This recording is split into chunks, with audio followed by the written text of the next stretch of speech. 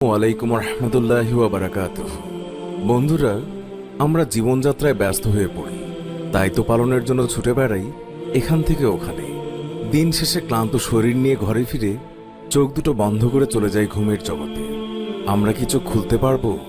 যেই ভবিষ্যৎ নিয়ে আমাদের এত ভাবনা, সেই ভবিষ্যৎকে আমাদের কাছে ধরা দেবে?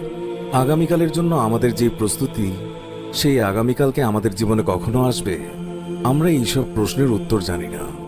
তবে জীবনের যে বাস্তবতার ব্যাপারে প্রত্যেকটা মানুষ নিশ্চিত, তা হচ্ছে মৃত্যু।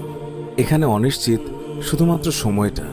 একদিন পরিবারের কোনো সদস্য বা খুব কাছের কোনো মানুষ চোখ বন্ধ করে দিল, আর খুলতে পারল না।